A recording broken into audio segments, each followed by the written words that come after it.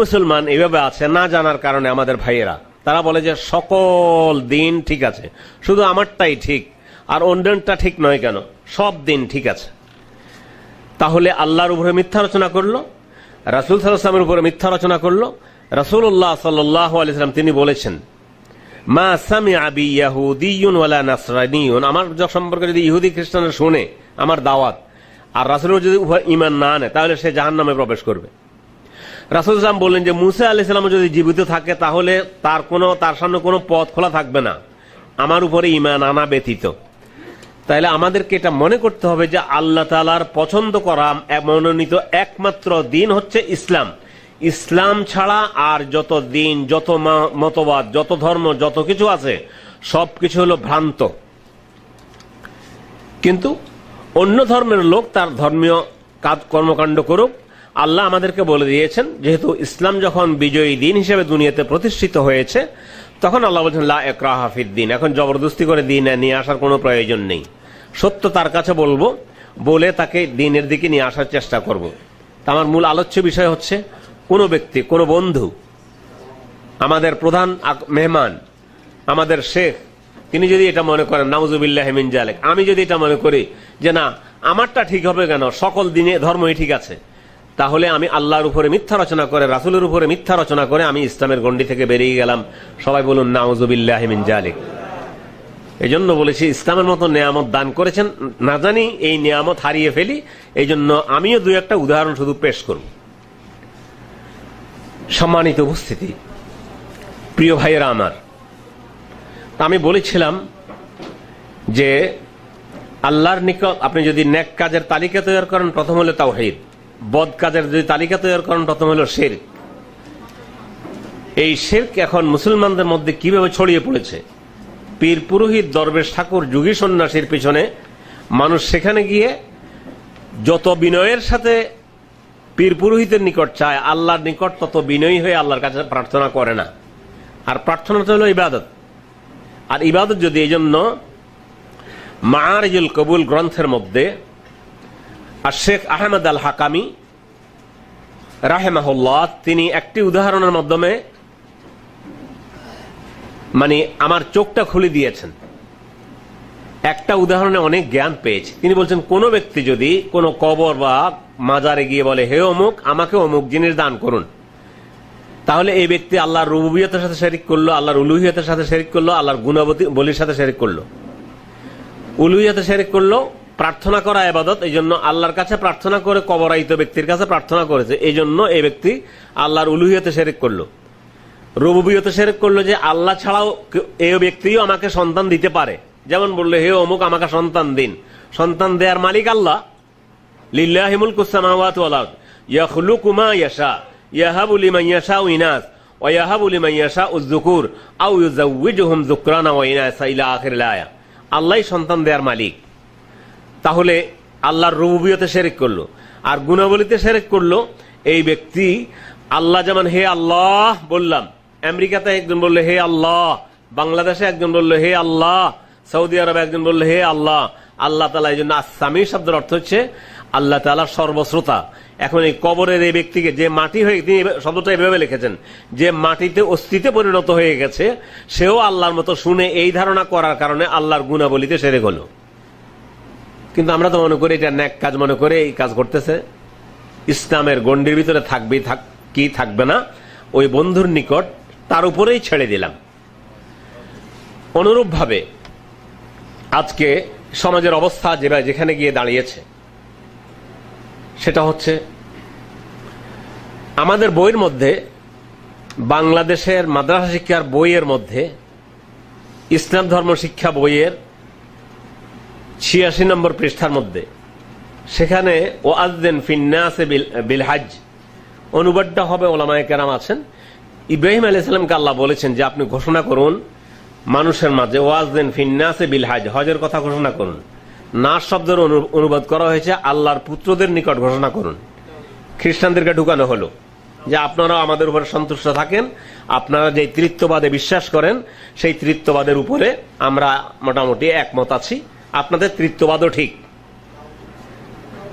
আচ্ছা নাউজুবিল্লাহ, আলহামদুলিল্লাহ, আপনারা আলোচনা বুঝেছেন। এখন বাংলাদেশে মোহাম্মদপুর আমি যেখানে থাকি সেখানে লেখা আছে, আগে ঠিক আছে খ্রিস্টান মানাবে এই জন্য অন্য নামে খ্রিস্টান ধর্মের স্কুল আছে অনেকগুলো, এখন স্কুলের নামেই দেয়া হয়েছে ট্রিনিটি স্কুল, অর্থাৎ তৃতীয়বাদের স্কুল। সেই স্কুলে মুসলমান পিতা এবং মাতা গিয়া সেখানে গিয়ে দাঁড়িয়ে থাকে আর আল্লাহর কাছে প্রার্থনা করে, আল্লাহ আমার সন্তানকে তৃতীয়বাদের স্কুলে ভর্তি করার জন্য তৌফিক দান করেন। মুসলমান এই অবস্থায় আছে, ইমান যেন হারিয়ে না যায়। আবার এভাবে উকি মেরে দেখে আমার ছেলে ঠিক মতো, আবার সান্ত্বনা দেয়, ভালো করে পরীক্ষা দিও, আল্লাহ তৃতীয়বাদের স্কুলে ভর্তি হওয়া তৌফিক দান করো। আল্লাহ তাআলা তৃতীয়বাদ সম্পর্কে বলতেছেন, কোরআন শরীফের আয়াত, লাকাদ কাফারাল্লাযীনা ক্বালু ইন্নাল্লাহা সালিসু সালাসা, ওরা কাফের হয়ে গেল যারা বলে যে আল্লাহ তিনের এক। তা আল্লাহ বলতেছেন এরা কাফের হয়ে গেল, আর আমার সন্তানকে আমি তৃতীয়বাদ স্কুলে ভর্তি করার জন্য আল্লাহর কাছে প্রার্থনা করতেছি। এবার আসুন উদাহরণ দিতে, অনেক সময় শুধু উদাহরণগুলো একটা বাস্তব উদাহরণগুলো, যেগুলো অন্য কোনো কিছু নয়, কারো মনে আঘাত দেওয়ার জন্য অন্য কিছু বলবো না। এরপরে হলো, আপনারা জানেন স্কুলে ক্লাস 9-এর বইতে এটা নিয়ে আলোচনা হয়েছে, লেখালেখি হয়েছে যে ওই হারাম বস্তু সমূহের অধ্যায়ে গিয়ে সেখানে লেখা হয়েছে 5 নম্বর পয়েন্টের মধ্যে লেখা হয়েছে, দেবদেবীর নামে আর আল্লাহর নামে জবাই করা ব্যতীত অন্য সব প্রাণী খাওয়া হারাম। মানে আপনি কালীর নামে জবাই করবেন, এটা খাওয়া হালাল, দুর্গার নামে জবাই করবেন, এটা খাওয়া হালাল, আল্লাহর নামে জবাই করবেন, এটা খাওয়া হালাল।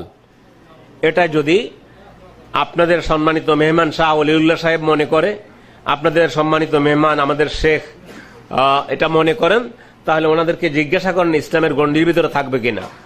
আল্লাহ তাআলা কোরআনে কারীমে বলেছেন, ওয়ালা তাকুলু মিম্মা লাম ইউযকার ইসমুল্লাহি আলাইহি, জবা করতে হবে আল্লাহ রাব্বুল আলামিনের নামে, বিসমিল্লাহ আল্লাহু আকবার। এখন যদি বলা হয় বিসমে কালী, বিসমে দুর্গা, তারপরে এটাও নাকি জায়েজ, এটাও হালাল এবং এটাও বৈধ। আমার বইতে, এখানে তো আমরা কয়েকজনের নিকট দাওয়াতি কাজ করতেছি, ওই বই তো আমার 9 লক্ষ ছেলের নিকট হাতে পৌঁছে দিয়ে তাদেরকে ওইভাবে বানানো হচ্ছে, সকল ধর্ম ঠিক। এরপরে আমাদেরকে গান শেখানো হচ্ছে, সে গানগুলো শিখে অনেক মুসলমান কাঁদে। লালনের গান শেখানো হয়েছে, লোকে বলে লালন কোন জাত সংসারে, লালন বলে জাতের কি রূপ দেখলাম না দুই নয়নে। আমাদের অনেক বন্ধুরা মানে চোখের পানি ফেলে, হারে লালন কত সুন্দর কথা বলছে, কিন্তু এটা বলে ইসলামের উপরে যে আঘাত করেছে, যে অ্যাটম বোম নিক্ষেপ করা হয়েছে হিরোশিমাতে, যে অ্যাটম বোম নিক্ষেপ করা হয়েছে লিটল বয়, তার চাইতে কয়েক হাজার গুণ শক্তিশালী অ্যাটম বোম নিক্ষেপ করেছে মুসলমানদের মানে দ্বীনের উপরে, কিন্তু আমরা সেটাকে হাসি মুখে গ্রহণ করি আর আমরা গান গাই। মানে কোন জাত টাত বলতে কোনো কিছু নেই, হিন্দু বৌদ্ধ খ্রিস্টান বলতে কোনো কিছু নেই, মানুষের পরিচয় হচ্ছে মানুষ, মুসলমানও নেই, কিচ্ছু নেই। হ্যাঁ জি, ইত্যাদি এই সবে, এগুলো উদাহরণ, এগুলো বাস্তবতা। এরপর আরেকটা শুধু উদাহরণ দেবো, যেহেতু আমি সময়ের দিকে লক্ষ্য রাখতেছি। আরেকটা উদাহরণ, যারা রিসেন্টলি দেশে গিয়েছেন 5-6 মাসের মধ্যে, আমাদের শেখের মসজিদের পাশে সেখানে আসাদ গেটের মাঝখানে যে বড় ফিলারটা, এটার উপরে লেখা আছে একটা কোরআন কারীমের আয়াত। ইব্রাহিম আলাইহিস সালাম দোয়া করেছিলেন মক্কাতে, যে দোয়াটা ওনার সন্তানদেরকে রেখে, রব্বি জাল হাযা বালাদান আমিনা ওয়ারযুক আহলাহু মিনাস সামারাত মান আমানা মিনহুম বিল্লাহ। তারপর আল্লাহ বললেন ওমান কাফারা, এই আয়াতের তারপরে ওই ডট ডট দিয়ে রব্বানা ইন্নাকা আনতাস সামিউল আলিম। আয়াতের অর্থ হচ্ছে রব্বি জাল হাযা বালা, খুব সুন্দর কথা, আল্লাহ এই দেশটাকে, এই জনপদকে আপনি নিরাপদ রাখুন। রব্বি জাল হাযা বালাদান আমিনান ওয়ারযুক আহলাহু মিনাস সামারাত, এবং এই জমিনের এই জনপদের মানুষকে আপনি রিজিক দান করুন মিনাস সামারাত, ফল ফুলের থেকে। সূরা ইব্রাহিমে এই একই আয়াত, রব্বি জাল হাযা বালাদান আমিনান, এখানে আগের আয়াত ছিল হাযাল বালাদা, এখানে হলো হাযা বালাদান আমিনান ওয়াজনুবনি ওয়া বানিয়া আন না'বুদাল আসনাম। পরের আয়াত হচ্ছে আল্লাহ এই জনপদকে নিরাপদ রাখুন এবং ফল ফুলের থেকে দান করুন, আর আমাকে এবং আমার সন্তানদেরকে, নবী আমাকে এবং উলুল আযম মিনাল আম্বিয়া, আমাকে এবং আমার সন্তানদেরকে আপনি হেফাজত করুন মূর্তি পূজা থেকে, আমরা যেন বেঁচে থাকতে পারি। ওয়াজনুবনি ওয়া বানিয়া আন না'বুদাল আসনাম। দুশমন কিন্তু এটা ঠিক মতোই দেখেছে, আমাদের খেয়ালও না, আমরা জানিও না, বলতেও পারবো না, কারণ কোরআনের সাথে আমাদের এখন আর ওই সম্পর্ক নেই। তো এই সম্পর্কে 2010 সালের 20 ফেব্রুয়ারি একটা পত্রিকাতে লিখেছে এইভাবে, এই আয়াত এখান থেকে উঠাবার জন্য, যে পাকিস্তানিদেরকে আমরা দৌড়াতে পারলেও এখনো তাদের লেখা ওখানে শোভা পাচ্ছে, উর্দু লেখা, অথচ কোরআন শরীফের আয়াত। আচ্ছা, পরবর্তীতে অন্য একটা পত্রিকা বলছে যে না, এটা তো কোরআন শরীফের আয়াত। এবার এসে এখানে হাত দিল দুশ্মন, সেখানে কি করলো, ওই আয়াতের উপরে একটা গ্লোব দিয়েছে স্টিলের, যাতে করে আয়াত খুব বেশি নজরে না পড়ে, আর নিচে গোটা 12 মূর্তি স্থাপন করা হয়েছে। আল্লাহ, আপনাদের নাউজুবিল্লাহ শুনে মনে এটা হলো যে কথাগুলো শুনতেছেন এবং ইমান হেফাজত করার জন্য অন্ততপক্ষে নিজের ইমানটা হেফাজত করার জন্য চেষ্টা করবেন। আমার সাংবাদিক ভাইয়েরা এখানে আছেন, একবার যেটাকার বাস্তব সেটা বলছি। আরেকটা উদাহরণ দিয়ে আমি আলোচনার আমার শেষের দিকে চলে যাব। সেটা হচ্ছে ডিজিটাল পাসপোর্ট শেখের কাছে আছে, আল্লাহ মাফ করছে, উনি আগে নিয়েছেন। ওনার পাসপোর্ট যখন নেন, এখন ডিজিটাল পাসপোর্ট যাদের হাতে আছে, আপনি আপনার পাসপোর্টের 40 নম্বর পৃষ্ঠায় দেখবেন হিন্দুদের 360 কোটি দেবদেবীর মধ্যে সবচেয়ে বড় দেবী যেটা, সেটার ছবি দেওয়া হয়েছে। নাউজুবিল্লাহ। 13 নম্বর পৃষ্ঠায় আছে কান্তজির মন্দির। তো আপনার এই ইমান, যে যারা এই ধরনের ইমান রাখে, জাহিলি যুগে আবু জেহেলের ইমান ছিল, তারাও হজ করতো। হজ করার সময় বলতো যে লাব্বাইক আল্লাহুম্মা লাব্বাইক, লাব্বাইক লা শারীকা লাক ইল্লা শারীকান হুয়া লাকা ওয়া মা মালাক। আবু জেহেলি তালবিয়া হলো লাব্বাইক আল্লাহুম্মা লাব্বাইক, আমি উপস্থিত, হে আল্লাহ আমি উপস্থিত। লাব্বাইক লা শারীকা লাক, আপনার কোন শরীক নেই, তবে একজন আছে। হুয়া লাকা ওয়া মা মালাক, আর সে যা কিছুর মালিক, এগুলো আপনি মালিক। তো সেটাই এখন আমাদেরকে করা হলো যে তুমি যখন তোমার হজ করার জন্য পাসপোর্ট পকেটে ধারণ করে যাবে, তো একটু এই দেবতাকেও, এই দেবীকেও স্মরণ করো। আমরা যখন বলবো লাব্বাইক আল্লাহুম্মা লাব্বাইক, লাব্বাইক এমনি তো তালবিয়া হলো লাব্বাইক আল্লাহুম্মা লাব্বাইক, লাব্বাইক লা শারীকা লাকা লাব্বাইক, ইন্নাল হামদা ওয়ান নি'মাতা লাকা ওয়াল মুলক লা শারীকা লাক। এটাই আমাদের নবীজি আমাদেরকে শিখিয়েছেন।